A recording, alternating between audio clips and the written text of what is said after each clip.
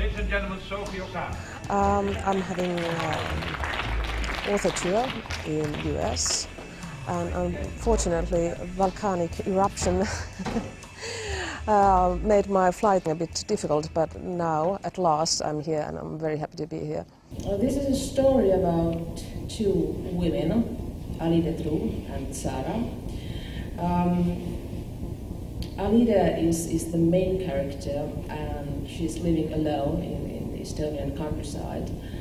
1992 is the year, and she's living alone and finds a molested girl from her backyard. The story itself is related to Estonian recent past. I'm half Estonian myself, and Estonia has a very harsh history. Double occupied country. The story in Birch dates back to 30s when Estonia was independent, and then we go through two occupations. Three: two Soviet occupation and one German occupation, and then in 1991 Estonia regained its independence.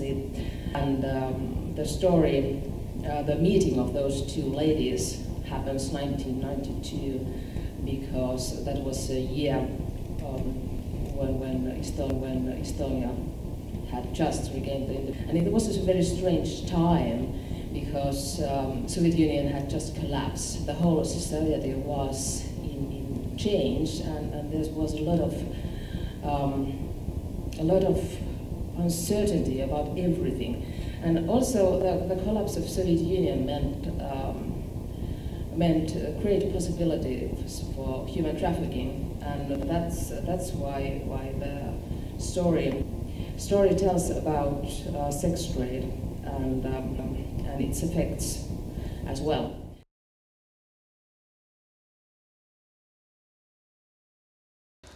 I want to explain Estonian recent past to people who are outside Estonia. So I'm not actually writing for Estonia, they know their own history. So as a child I heard so much stories. So I have learned actually Estonian history and Soviet history through listening. So it has been oral history actually. And I think it's now time to get the oral history into books writing, because it's reachable only to those who speak the same language. But when you think about literature and art itself, the audience is much broader.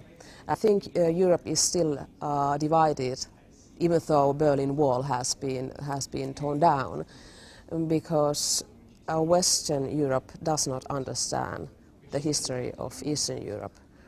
And Western Europe is still actually reading the history that was written during the Soviet power, which in a way means that now it's time to rewrite the European history and rewrite it in a way that also Eastern European countries can identify themselves from that European history. I'm talking about Soviet occupation. Many Finnish people who are still not very certain if they can use the word occupation when talking about Soviet occupation. That's surprising actually, because when I meet people outside Finland and from Europe and from United States, then it's quite obvious for everybody that it was occupation. But there are still some Finnish people who still they are not certain, and they don't actually understand what it means when a country is occupied. What does it do to a country? What does it do to the nation and national identity, and also question of languages, because Soviet times meant that the country was under severe Russification, which wasn't very good for Estonian language. That's something that Finnish people don't always really get. And of course that's because the traveling restrictions were quite hard. So actually there are not too many people who have seen the real Soviet life, actually. When I think about myself as an author, I was lucky to be probably the only child coming from Western countries and having the possibility to really see the real Soviet, because my grandparents were living on the countryside, and I saw the real life in a collective farm.